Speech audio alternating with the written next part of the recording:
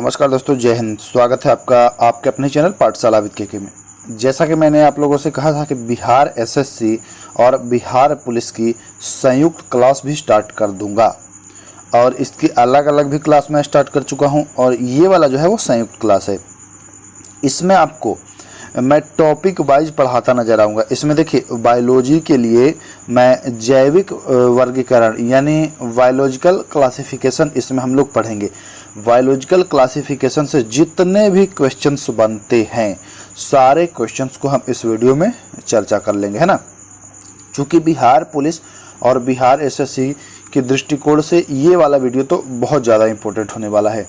तो आप लोगों ने अभी तक हमारे चैनल से नहीं जुड़ा है और ना ही टेलीग्राम से जुड़ा है तो जुड़ जाइए, क्योंकि इसका जो पीडीएफ है वो हमारे टेलीग्राम पर ही मिलेगा।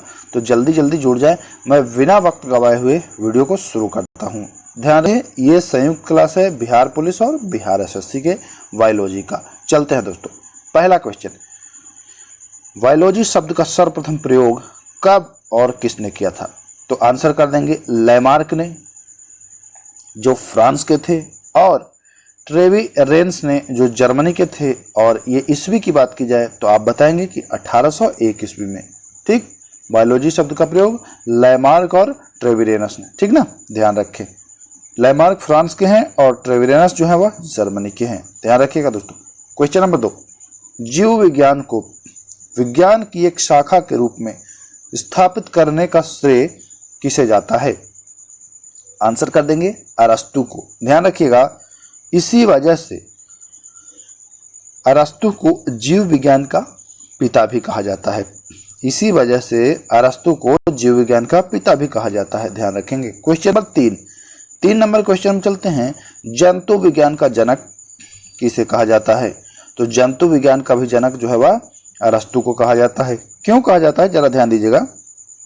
अरस्तु को जंतु विज्ञान का पिता कहने का कारण है, उन्होंने अपने पुस्तक हिस्टोरिया एनिमलियम में 500 जंतुओं का वर्णन किया है। अब अगर आपसे क्वेश्चन पूछे कि हिस्टोरिया एनिमलियम जो पुस्तक है, इसके लेखक, इसको किसने रचा, तब भी आप आंसर कर देंगे अरस्तु। ध्यान रखें दोस्तों, थोड़ा डिटेल में चलेंगे इस वीडियो में, क्योंकि ये संयुक्त क्लास है ना, तो थोड़ा डिटेल में पढ़ना आवश्यक हो जाता है। चलते हैं अगला क्वेश्चन। वनस्पति विज्ञान का जनक किसे कहा जाता है? या फादर ऑफ बॉटनी अगर पूछे कि फादर ऑफ बॉटनी किसे कहते हैं, तब भी आप आंसर करेंगे थियोफ्रेस्टस को। ध्यान रखें। हिस्टोरिया प्लेनेटेरियम जो पुस्तक है, इस पुस्तक में भी इन्होंने 500 जो वनस्पति है उसका जिक्र किया है।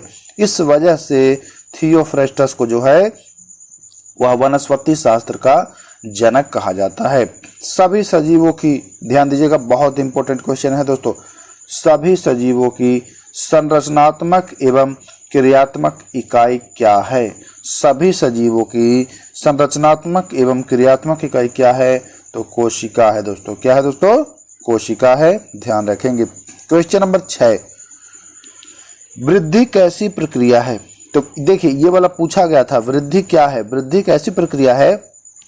तो वृद्धि जो है यह उपचयन की क्रिया है। उपचयन की क्रिया में होता क्या है दोस्तों, कि जो सरल अणु होते हैं शरीर के अंदर, वह टूट करके और जटिल अणु का निर्माण कर देते हैं, ठीक ना। टूट करके कहिए या बदल करके कहिए, ठीक ना। सरल अणु जो होते हैं वह बदल करके जटिल अणु का निर्माण कर देते हैं। यह उपचयन की प्रक्रिया में होता है। आप पूछता है कि श्वसन कैसी प्रक्रिया है?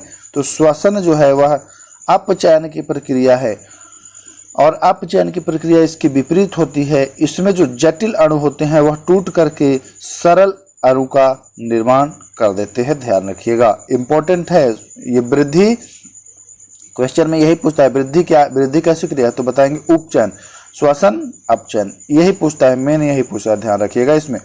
क्वेश्चन नंबर 8, सजीवों द्वारा अपने समान, जैसे सजीव जो है वो अपने समान जीवों को जन्म देता है तो वह प्रक्रिया क्या कहलाती है? तो उसे प्रजनन कहते हैं। क्या कहते हैं? प्रजनन। ध्यान रखिएगा। क्वेश्चन नंबर 9, पादप कोशिका में कोशिका भित्ति जो होती है वह किसकी बनी होती है? वेरी वेरी इंपॉर्टेंट है। तो पादप कोशिका की जो भित्ति होती है वह सेलुलोज की बनी होती है। किसकी होती है दोस्तों? सेलुलोज की। अब चलते हैं क्वेश्चन नंबर 10 में। देखिए हम लोग अध्ययन कर रहे हैं जैविक वर्गीकरण यानी बायोलॉजिकल क्लासिफिकेशन के बारे में। इस टॉपिक से क्वेश्चन आते हैं। आप लोगों का डिमांड था कि सर टॉपिक वाइज, तो सर ने आप लोगों की डिमांड पर टॉपिक वाइज भी शुरू कर दिया है, ध्यान रखिएगा। अभी हमने पढ़ा पादप कोशिका में कोशिका भित्ति। अब हम लोग पढ़ते हैं कि जंतु कोशिका में क्या कोशिका भित्ति पाई जाती है? तो जी नहीं, जंतु कोशिका में जो है वह भित्ति की जगह कोशिका झिल्ली पाई जाती है। क्या पाई जाती है? कोशिका झिल्ली, ध्यान रखिएगा। 11 नंबर क्वेश्चन, क्लोरोप्लास्ट का रंग हरा होता है किसके कारण? तो इसमें मौजूद क्लोरोफिल के कारण इसका रंग जो है वह हरा होता है। अब बात की जाए कि क्या जंतु में क्लोरोफिल होता है? तो जंतु में क्लोरोफिल नहीं होता है, यानी अनुपस्थित रहता है। ध्यान रखेंगे दोस्तों, पूछा जाता है। पादप कोशिका में रसधानियों की आकृति होती है।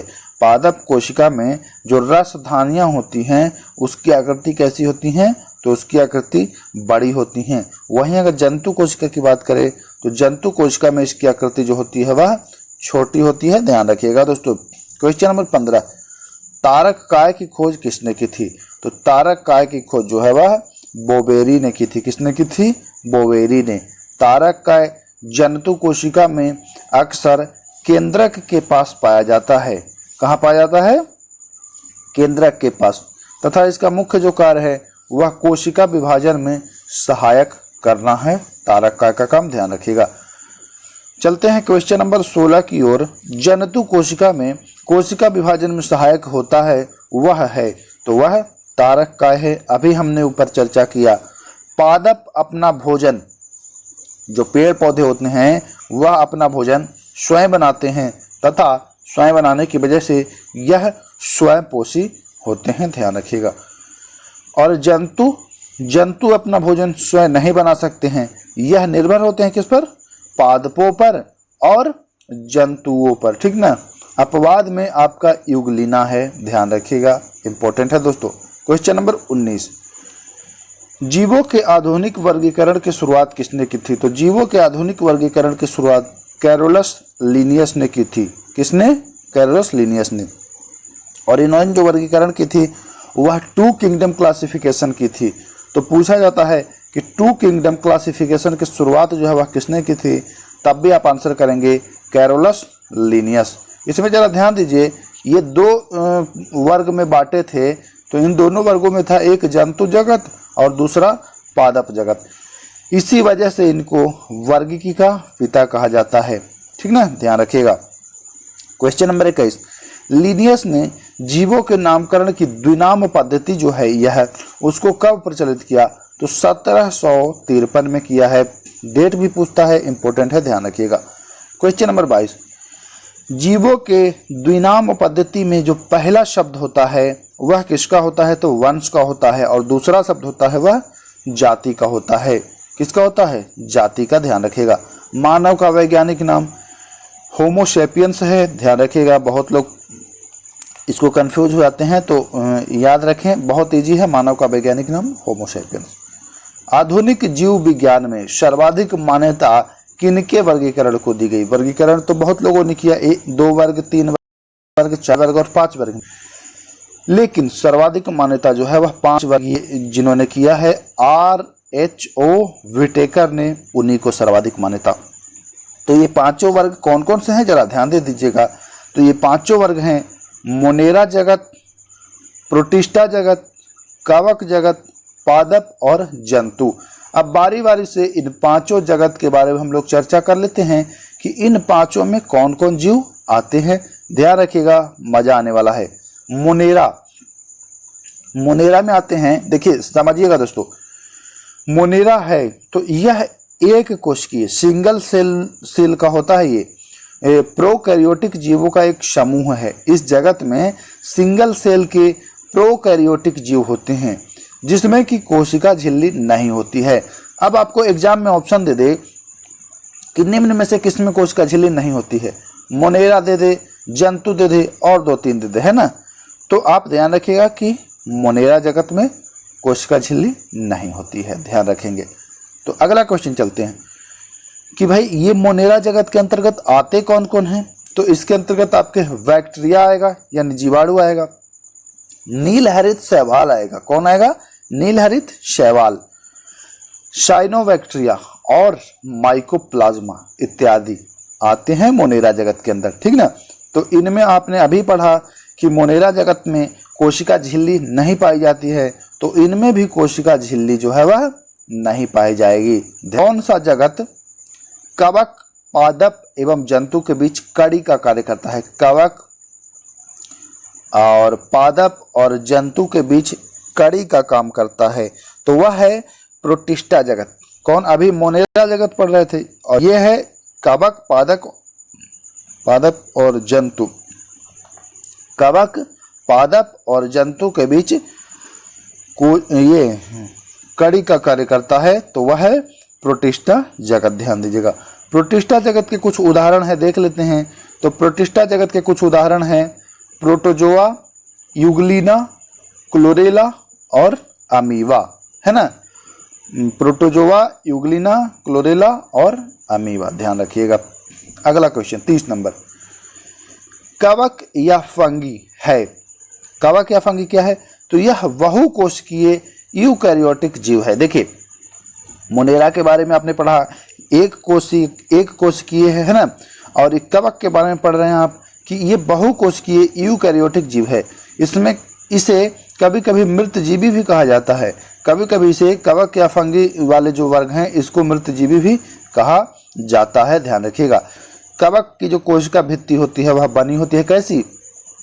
काइटिन की बनी होती है। किसकी बनी होती है? काइटिन की, ध्यान रखिएगा। कवक की कोशिका भित्ति में जो सेलुलोज होता है यह अनुपस्थित होता है। सेलुलोज किसकी कोशिका भित्ति में होता है? पादपों की कोशिका भित्ति में, ध्यान रखिएगा। अगला क्वेश्चन चलते हैं, कवक के कुछ उदाहरण। तो कवक के कुछ उदाहरण हैं पेनिसिलिन है, मशरूम है और ईस्ट हैं, जो कि आपको ब्रेड निर्माण में सहायक होते हैं, ध्यान रखिएगा। क्वेश्चन नंबर 34 चलते हैं दोस्तों, किस सूक्ष्म जीव को, कौन ऐसा सूक्ष्म जीव है जिसे सजीव और निर्जीव के बीच की कड़ी कहा जाता है? तो वायरस, बहुत इंपॉर्टेंट क्वेश्चन है, यहाँ पूछता है डायरेक्ट, इनमें से किसे सजीव और निर्जीव के बीच की कड़ी कहा जाता है? तो आप आंसर कर देंगे वायरस, ठीक ना। चलते हैं आगे। इस वायरस की खोज किसने की थी? तो वायरस की खोज वैज्ञानिक इवान विस्की ने, जो कि रूसी वैज्ञानिक थे। इंपॉर्टेंट है, ध्यान दीजिएगा। क्वेश्चन नंबर 36, वायरस की खोज किसमें की गई? इवान विस्की जो रूसी वैज्ञानिक हैं उन्होंने तो की है, लेकिन किसमें की है? तो यह है तंबाकू में मोजेक रोग की खोज के दौरान इन्होंने वायरस की खोज कर दी है, ध्यान रखिएगा। अगला क्वेश्चन चलते हैं 37, वायरस से होने वाले कुछ सामान्य रोग। तो जुकाम, फ्लू, खांसी, पोलियो और खसरा, यह वायरस से होने वाले कुछ सामान्य रोग हैं दोस्तों, ध्यान रखेंगे आप लोग। अभी हम लोगों ने वायरस पढ़ा, अब हम लोग पढ़ते हैं बैक्टीरिया, जीवाणु। जीवाणु क्या है? तो यह प्रोकैरियोटिक जीव हैं। क्या है? प्रोकैरियोटिक जीव। इसकी संरचना जो होती है वह साधारण होती है, जिसमें केंद्रक एवं उपांग नहीं होते हैं। जीवाणु में केंद्रक और उपांग नहीं होते हैं, ध्यान रखिएगा। अगला चलते हैं क्वेश्चन नंबर 39 में क्या कह रहा है? प्रोकैरियोटिक किसके अंतर्गत आते हैं? तो प्रोकैरियोटिक जो होते हैं वह मोनेरा जगत के अंतर्गत आते हैं। किसके अंतर्गत आते हैं? मोनेरा जगत, जो हमने शुरुआत में पढ़ा, सिंगल सेल वाले ना, ध्यान रखिएगा। अगला चलते हैं, कुछ प्रोकैरियोटिक बैक्टीरिया जो नाइट्रोजन स्थिरीकरण करते हैं। बैक्टीरिया की बात की जा रही है, तो नॉस्टॉक और एनाविना, ये जो प्रोकैरियोटिक बैक्टीरिया हैं यह नाइट्रोजन स्थिरीकरण करते हैं, ध्यान रखिएगा। अगला क्वेश्चन, यूकैरियोटिक, इसकी संरचना जो है वह कैसी होती है? तो इसकी संरचना जटिल होती है, इसमें केंद्रक और उपांग दोनों होते हैं। अभी आपने पढ़ा प्रोकैरियोटिक में केंद्रक और उपांग नहीं होते हैं, उसमें जीवाणु आ रहे थे और इसमें दोनों होते हैं केंद्रक और उपांग, और इसमें आते हैं प्रोटोजोआ, कवक और शैवाल, ठीक ना। ब्रेड या बियर, ब्रेड या बियर है ना, बियर का नाम तो आप लोगों ने सुना ही होगा, बहुत सारे लोग तो देखे भी होंगे बियर को नज़दीक से। तो ब्रेड या बियर, हाँ, बनाने में किसका प्रयोग किया जाता है, तो इसका कवक का प्रयोग किया जाता है। किसका दोस्तों, कवक का, ध्यान रखिएगा। क्वेश्चन नंबर 43, कवक से होने वाले कुछ प्रमुख रोगों के बारे में जान लेते हैं। तो इसके प्रमुख रोग हैं गंजा, दमा और दाद खाज। ध्यान रखिएगा, गंजा, दमा और दाद खाज। क्वेश्चन नंबर 43 की ओर चलते हैं। तो गेहूं का रस्ट रोग जो है वह कवक से होता है, ध्यान रखिएगा। क्वेश्चन नंबर 45, खमीर और मशरूम क्या हैं, तो खमीर और मशरूम जो है वह कवक ही हैं, तो इसको भी आप लोग ध्यान रखिएगा।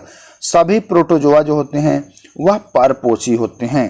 परपोषी का मतलब दूसरे पर ही आधारित रहना।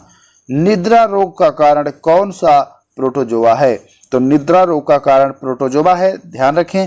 और प्रोटोजोआ का अगर नाम पूछे तो बताएंगे कि ट्राइपानोसोमा, ट्राइपानोसोमा, ठीक ना। ट्राइपानोसोमा जो प्रोटोजोआ है, तो निद्रा रोग में यही कारण होता है। पेचिस और मलेरिया रोग का भी कारण जो है वह परजीवी ही है। पेचिस और मलेरिया रोग का जो कारण है, अब बहुत सारे लोग करेंगे कि सर ये मलेरिया तो मच्छर तो एक वाहक है। जैसे देखिए यहाँ पर ये है परजीवी है, ठीक ना, और यहाँ मनुष्य है, तो मच्छर जो है वह कार्य करता है इस परजीवी को ला करके यहाँ पहुँचा। मच्छर एक वाहक है, तो ध्यान रखिएगा, मच्छर केवल और केवल मलेरिया को फैलाता है। ऐसा नहीं है कि मच्छर के अंदर कुछ ऐसा होता है जो काट ले तो मलेरिया होता, तब तो बार बार मच्छर काट ले तब मलेरिया हो जाता, नहीं हो जाता, नहीं। जब इस परजीवी को ये आपके शरीर में है ना, तब जा करके जो है वह आपको मलेरिया होगा, ध्यान रखिएगा। चलते हैं आगे। पादप की कोशिका भित्ति जो होती है वह सेलुलोज की होती है, ध्यान रखिएगा। अब चलते हैं, पादप है, पादप क्या है, तो बहुकोशिकीय यूकैरियोटिक जीव है, ठीक ना, बहुकोशिकीय यूकैरियोटिक जीव है। और आज का आखिरी सवाल, शैवाल आते हैं किस वर्ग के अंदर आते हैं, तो शैवाल जो है वह थैलोफाइटा के अंतर्गत आते हैं। उम्मीद करता हूं आज का जो सेशन है वह आपको बहुत ही अच्छा लगा होगा। अगर अच्छा लगा है दोस्तों तो अपने दोस्तों के बीच इसको शेयर जरूर कर दीजिएगा, और हमारे चैनल पर नए हैं तो चैनल को सब्सक्राइब भी अवश्य कर लीजिएगा, क्योंकि बिहार एसएससी और बिहार पुलिस की संयुक्त क्लास अब आप लोग को प्रतिदिन मिल जाएगा हमारे इसी चैनल पर। दोनों प्लेलिस्ट में यह वीडियो अवेलेबल होगा, आप बिहार एसएससी की प्लेलिस्ट में भी देख सकते हैं और बिहार पुलिस की भी प्लेलिस्ट में इसको देख सकते हैं। और अगर इसका पीडीएफ चाहिए तो टेलीग्राम ग्रुप से आप ले लीजिएगा। बाकी अगर कोई और समस्या है तो हमें कमेंट करें, जवाब देने की कोशिश करूंगा। मिलते हैं अगले वीडियो में। नमस्कार, जय हिंद।